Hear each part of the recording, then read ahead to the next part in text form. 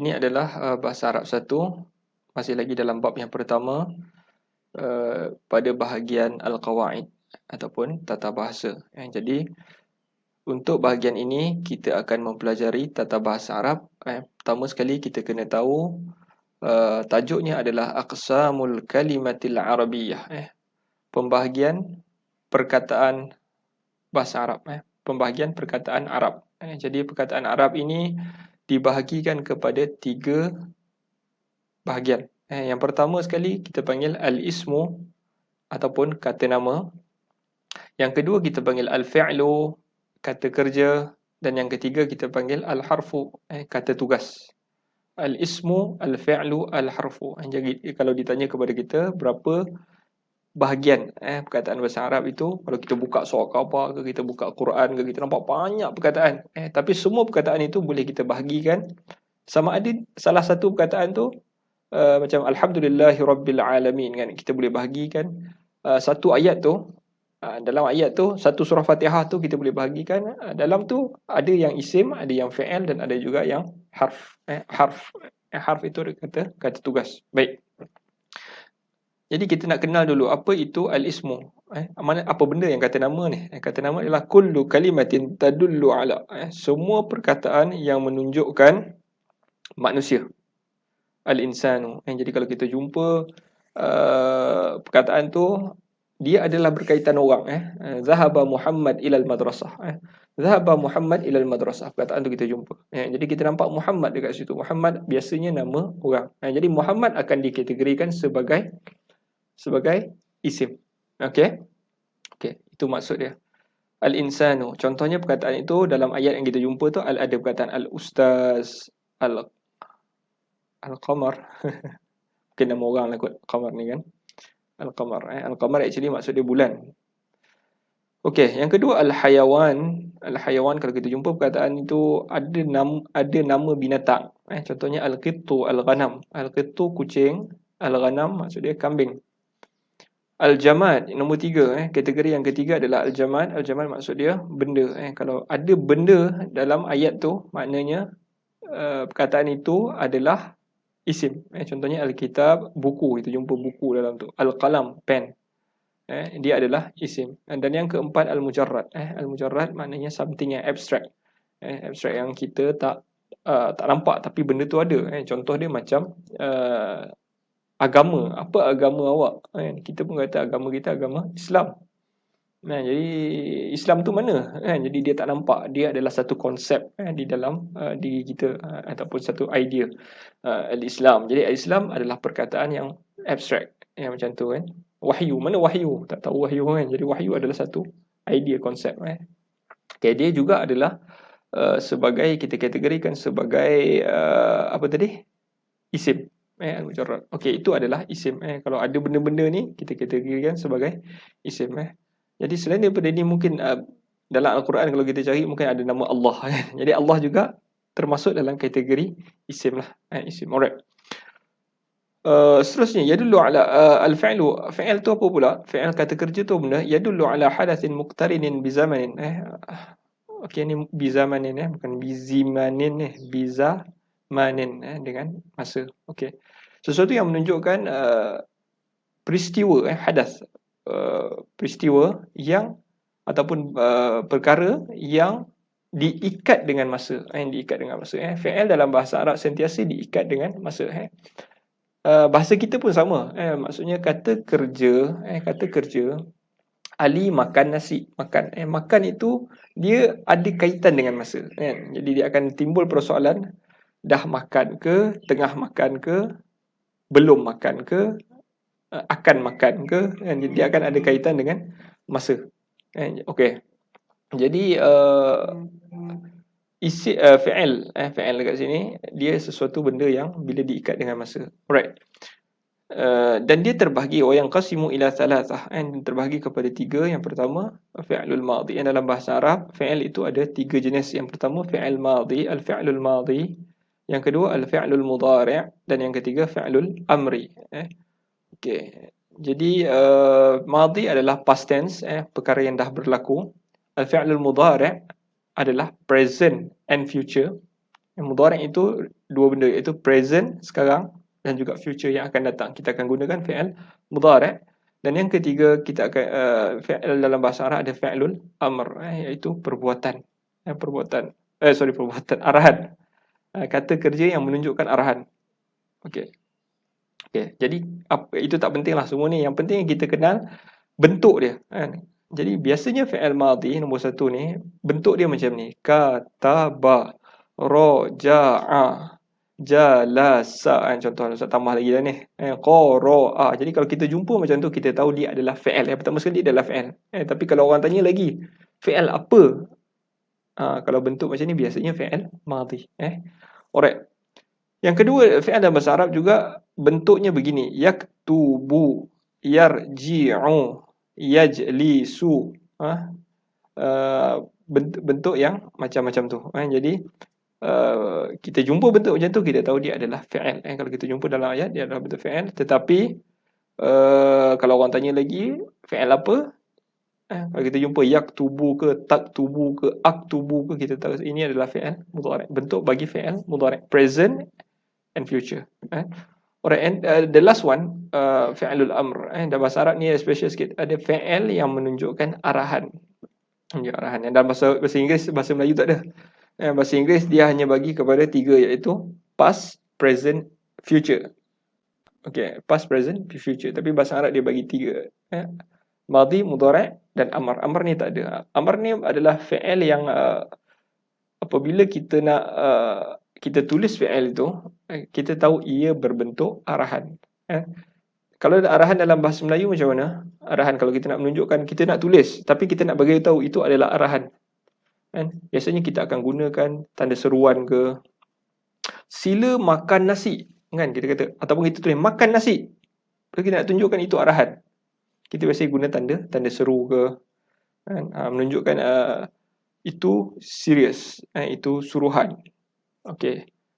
Tapi dalam bahasa Arab tak perlu kita pakai tanda-tanda ni, tanda seruan ni. Kita memadai kita tahu bentuk bagaimana nak tukar fi'il itu kepada bentuk arahan. Sebab tu kalau kita tengok dalam Al-Quran tidak ada pun tanda seruan, tapi kita tahu, tapi ulama kenal, yang ni arahan Allah ni. Mana tanda seruan? Tak ada, kan? Sebab bentuk perkataannya begitu. Contohnya daripada kataba, untuk jadikan arahan dia akan jadi uktub. Daripada raja'a dia akan jadi irji', bukan irja' ni, yarji'u. Salah ni pun salah, tolong betulkan nanti, irji'. Alright. Okey, jadi itu adalah bentuk fi'il di dalam bahasa Arab. Fi'il ada 3 jenis, tapi tak apalah, it's okay lah. Tak penting pun benda tu, yang penting bentuk tu kita kena ada bentuk macam kataba, barisnya betul-betul, ataupun dia start dengan, yang kedua bentuknya dia start dengan yaktubu, yarji'u, yajlisu, yaqumu dan sebagainya. Okey, yang terakhir harf, kata tugas. Kata tugas itu apa? La yazharu ma'nahu kamilan illa ma'a ghairih. Maknanya tidak jelas, tidak jelas maknanya yang sempurna kecuali bersama selain daripadanya. Contoh, apa benda nak contoh? Okey, kalau kita kata je kata tugas dalam bahasa Melayu ni sama lah macam bahasa Arab pun. Macam di, saya, kalau kita kata di kantin, orang faham di kantin. Tapi kalau kita kata di sahaja, kan, di, kan, ada Grab driver, cik nak pergi mana cik? Ke. Jadi kita kata ke. Tapi kalau kita ke mahkamah, nak pergi mahkamah, ke mahkamah. So kalau kita kata ke saja tak boleh faham, tapi kalau kita tambah lagi perkataan selepas daripadanya, baru boleh kita faham apa yang nak dibagi tahu dekat situ. Itu maksud kata tugas. Alright. Jadi antara bentuk-bentuk kata harf di dalam bahasa Arab ada banyak lah. Tapi kita yang paling penting, yang paling banyak, iaitu dua lah dalam bahasa Arab. Yang pertama harful jar, kata harful jar lah, harful jar yang dipanggil harful jar. Dan yang kedua kita kategorikan sebagai harful atf. Atf ni maksud dia untuk kita sambung, kata kita sandarkan, kita sambung perkataan tu. Okay, jadi kalau macam maksud dia menyambung, contohnya saya dan Ali pergi ke sekolah. Okay, saya dan Ali, apa yang menyambung kat situ? Dan, kan? Kalau dan dalam bahasa Arab kita panggil harful ataf ni. Tapi kalau dia macam menunjukkan tempat ke situasi ke kan. Jadi biasanya dia jadi harful jar. Yang contohnya min. Min tu maksudnya daripada kan. Saya berasal dari Kelantan contohnya. Jadi dari itu min Arab kategorikan dia sebagai harful jar. Okey. Jadi min daripada adalah harful jar. Ila ke juga harful jar. An daripada ataupun tentang tentang adalah harful jar. Ala atas harful jar. Nampak dia macam menunjukkan lokasi ke apa semua yang menunjukkan macam tu, kata tugas yang macam tu biasanya huruf jar. Tapi kalau dia menghubungkan dua perkataan atau menghubungkan dua ayat, biasanya dia adalah harful atf yang kedua ni. Okey. Okey. Contoh harful atfi adalah wa, dan, au, atau, summa, kemudian. Nampak kalau dia macam tu, saya naik basikal, kemudian saya turun, saya pergi makan McD kan. Jadi kemudian adalah harful atf. Okey, jadi kita hanya perlu kenal lah kat situ. Yang penting kat sini harf macam ni lah bentuk dia. Macam tu lah bentuk dia. Min, ila, an, ala, fi, li, bi. Semua itu adalah harful jar. Okey, yang kedua adalah harful ataf wa, au, summa. Jadi ada kat sini kita dah dapat 1 2 3 4 5 6 7 8 9 10, ada 10 bentuk huruf yang kita bila kita jumpa perkataan tu dia adalah harf. Tapi kalau orang tanya lagi detail, harf apa? Harful ataf ke harful jar ke, baru kita boleh detailkanlah kat sini. Okey. So, now kita nak pindah kepada alamat al-isim. Tanda-tanda isim. Okey. Jadi macam mana nak kenal? Kita tak tahu makna kan? Kita tak tahu makna. Tiba-tiba orang tanya mana satu isim? Kita boleh kenal dengan tanda-tandanya di bawah ini. Yang pertama sekali, kalau perkataan itu ada al. Al. Kita nampak contoh at-talib. At-talib. Jadi perkataan ni orang tanya isim ke fi'il ke harf? Dia adalah isim sebab ada al. Ini tanda-tanda bagi isim. Jadi al, at-talib adalah isim, an-najih juga adalah isim. Alkohol juga adalah isim. Alkohol. Alkohol adalah perkataan Arab. Al. Sebab tu kalau kamu nampak perkataan LL, orang putih tu kan alkohol. Alkohol. Al tu ada. Jadi Arab yang jumpa benda tu Arab jumpa dulu. Okey. Seterusnya kalau ada tanwin, ada tanwin perkataan tu talibun, talibin, taliban, kan? Itu adalah isim. Yang ketiga, kalau ada masuk harfun nida, sebelum daripada huruf tu ada huruf nida, iaitu huruf seruan. Okey, kalau ada ya talib, tak ada al kat sini, tapi kita tahu ada ya sebelum daripada talib ni. Jadi kalau yang ada sebelum daripada huruf nida ni, selepasnya adalah isim. Ya Muhammad, wahai Muhammad. Jadi kita tahu selepas huruf nida itu apa? Panggil. Huruf nida adalah isim. Sebab tak mungkin orang panggil perbuatan. Orang hanya panggil nama. Betul? Orang hanya panggil nama. Wahai Ali, wahai Muhammad. Ataupun kalau orang buat syair ke puisi ke, dia kata wahai bulan, kan? Jadi dia akan panggil itu panggil hanya dipanggil benda. Dia tak nama, kata nama, dia tak akan panggil perbuatan. Wahai menaiki, wahai makan, tak mungkin. Jadi dia hanya panggil nama. Itu antara tanda-tanda isim. Dan yang keempat adalah dukhulu harfil jar. Kalau ada huruf jar sebelum daripada perkataan tu, selepasnya kita consider sebagai isim. Ada minal masjid, dari masjid. Kita kata saya baru pulang dari masjid. Jadi selepas daripada perkataan dari adalah isim. Kita tak mungkin balik saya pulang dari makan. Tak boleh kan? Makan kita pulang dari mana? Dari restoran. Daripada restoran, daripada kafe. Selepas daripada huruf jar, kita consider sebagai apa tuan-tuan, perempuan? Sebagai isim. Okay. Alright. So, bila kita dah faham, so kita akan buatlah latihan yang diminta. Okay, contohnya. Dia minta nombor 1, hati khamsah asma'i minal hiwaris sabiq. Berikan 5 kata nama. Asma' maksud dia isim lah.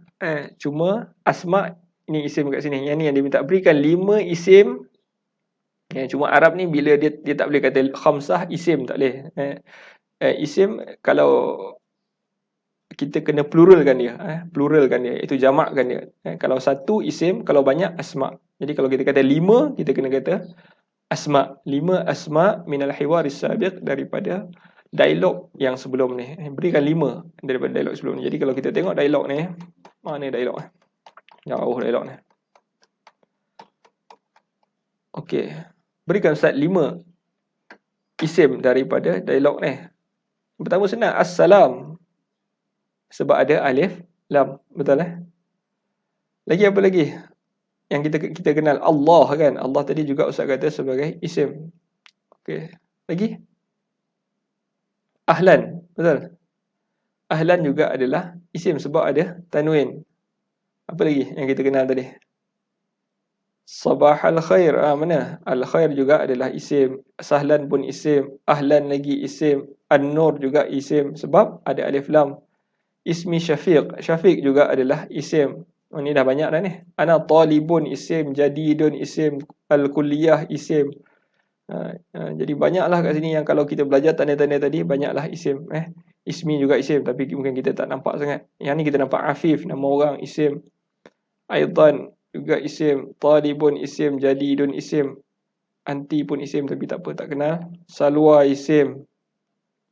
Jadi banyaklah isim, kan? Senang saja untuk kita kenal isim. Okey, kena padam dulu sebab dia bawa sekali kotoran-kotoran ini ke bawah.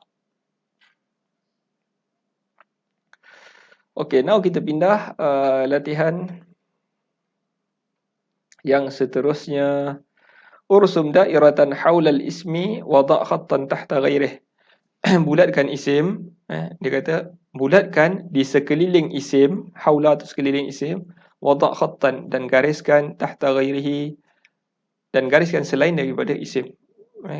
Dalam ayat kalau kita jumpa satu ayat panjang pun, dalam ayat tu dia ada isim, fi'il dan juga harf biasanya. Jadi dia minta sekarang ni bulatkan isim je. Dia nak bagi kita kenal isim je. Fi'il dengan harf ni korang gariskan je. Kalau jumpa pun garisnya. Sekarang ni nak kenal isim je. Okay, now. Nombor 1. Al-jami'atu jamilatun. Bulat tak? Kita bulat Kita bulat sebab al-jami'atu adalah isim. Sebab apa? Ada al, kan? Jamilatun pun bulat sebab ada tanwin. Tanwin itu tanda bagi isim. Al-faslu nazifun. Al-faslu pun isim sebab ada al. Nazifun pun isim sebab ada tanwin. Al-abu. Okey, ni tak tahu. Kuratal rishah. Okey. Jadi kita tak pasti kurata ni apa. Al pun tak ada, tanwin pun tak ada. Huruf nida sebelum pun tak ada, huruf jar pun tak ada. Okey, jadi kita akan balik-balik. Kalau kita jumpa benda macam ni, kita akan balik-balik kepada basic asal. Kurah ni, sebelum Ustaz bulatkan dulu. Kurah ni menatang apa? Kurah ni, kalau kita buka kamus, kita akan jumpa, kalau kita Google je lah kamus kan, Google Translate, cari kurah tu apa. Bila kita jumpa kurah maksud dia bola. Bola tu isim ke, fi'il ke, harf? Bola adalah isim sebab dia termasuk dalam benda tadi. Kalau kita kata kategori dia tadi manusia, haiwan, benda dan juga mujarrad. Mujarrad tu abstrak kan. Okay, jadi kurah adalah benda. Jadi kurah juga termasuk dalam kategori isim. Ar-rishah pun, ar-rishah sebab nampaklah ada alif lam, settle lah. Isim. Okay, now kita bulat, kita sambung lagi. Kena padam dulu. Okay. Arji'. So tadi tu bila buat nanti al-ab tu dia bukan al-ab itu maksud dia saya bermain. Saya bermain maksud dia fi'il, kata kerja. Okey, kata kerja gariskan je. Arji' pun maksud dia saya pulang. Arji' saya pulang. Jadi dia bukan fi'il. Kita gariskan. Min ni apa? Min ni termasuk dalam harf. Kalau kita tengok nota tadi, min tadi harf al-jar kan? Harf tadi dia bukan isim, dia bukan fi'il, dia adalah harf. Okey, harf yang ada harful jar, harful ataf. Okey. Dan yang ketiga ni al-maktabah. Al-maktabah jelas kat sini adalah isim lah sebab ada al. Okey, al-walad bulat, nampak al kat situ. Al-mal'ab yang kedua ni pun ada. Okey, fi, gariskan fi termasuk dalam harf al-jar. Harf tadi kategori harf. Okey, yazhabu. Okey, yazhabu ni apa pula?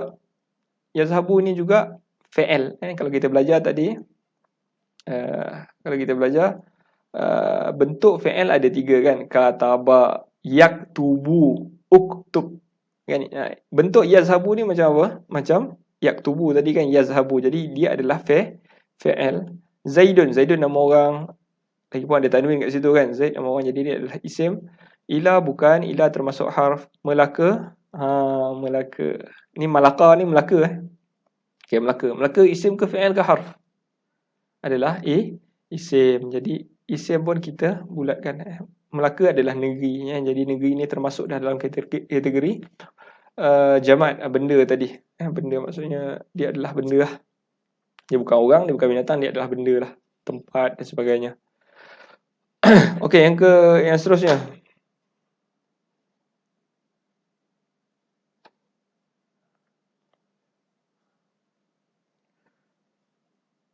Al-lughatul arabiyyah lughatan sahlah. Okey. Dua perkataan yang pertama ni jelaslah. Al ada kat situ Al-lughatu. Perkataan asalnya adalah lughah.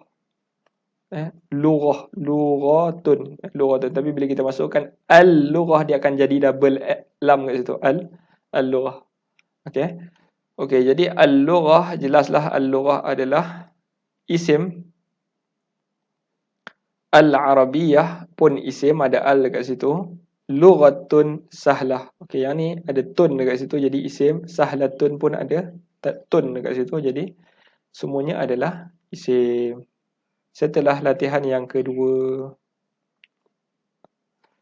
Okey, now kita pindah kepada latihan yang seterusnya. Ayyin al-isma mimma ya'ti. Tentukan isim bagi yang berikut.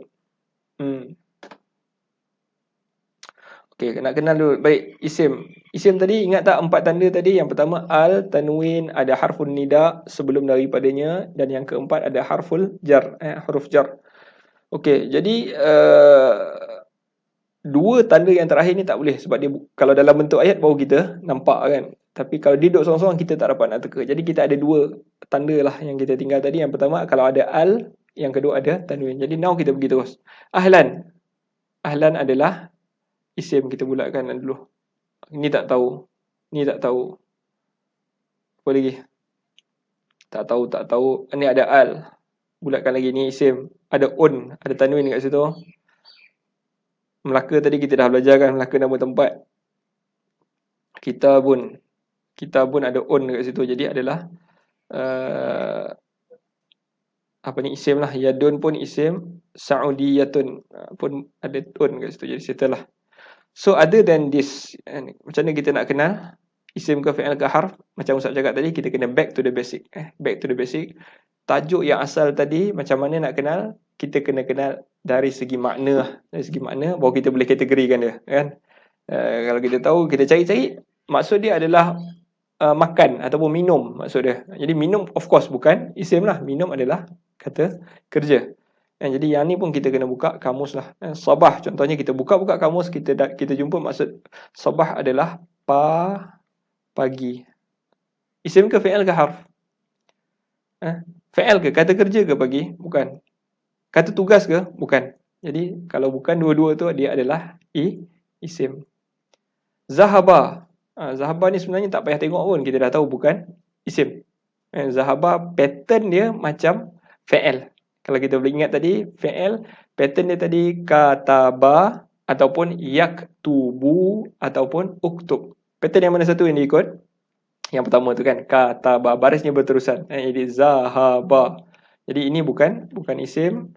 La'iba pun sama, pattern dia sama. Kataba kan, barisnya berturut-turut. Jadi la'iba pun bukan, dia bentuk macam fi'il madhi.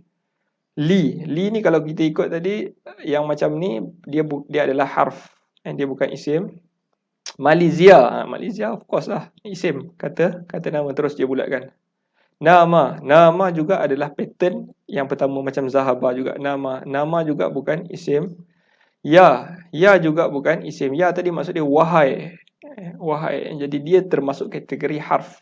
Harf wahai. Bila orang sebut wahai, sebab tu dia takrifkan tadi, Kata tugas adalah sesuatu yang tak boleh difahami kecuali kalau kita sambung, kan? Kalau kita kata ya Muhammad, oh, orang boleh faham. Tapi kalau kita kata ya wahai, wahai apa? Jadi kita tak boleh nak faham. Jadi dia termasuk kategori harf.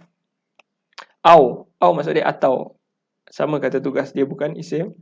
Yadrusu pattern macam fi'il juga. Yaktubu, kan? Jadi yadrusu pun bukan isim. Min pun bukan isim, dia adalah harf.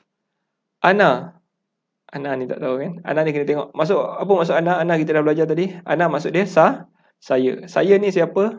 Orang. Jadi bila orang termasuk di dalam isim. Taktubu. Jadi bentuk yang seterusnya taktubu juga pattern fi'il. Ila juga harf. Summa juga harf. Kan syariba ni banyak silap baris ni buku ni. Syariba pattern macam la'iba ni, dia bukan isim. An juga adalah harf. Jadi ini sahaja adalah isim di dalam bahasa Arab. Okey, jadi kalau kita dah sudah tu barulah kita masukkan. Jadi kita dah tanda tu mana satu, jadi kita akan tulis baliklah ahlan lagi sabah. Kita masukkanlah, sebab dia suruh masukkan dalam kotak ni. Lagi Malaysia, masukkan Malaysia. Sorry Ustaz, tulis atas ni susah sikit. Alright, jadi dah settle. Kita lanjutkan lagi lah kita punya latihan qawaid ni. Ada lagi kot? Okey, lagi. Imla al-faragh. Oh, dia tak padam. Imla al-faragh bil ismil munasib. Isi tempat kosong dengan kata nama yang sesuai.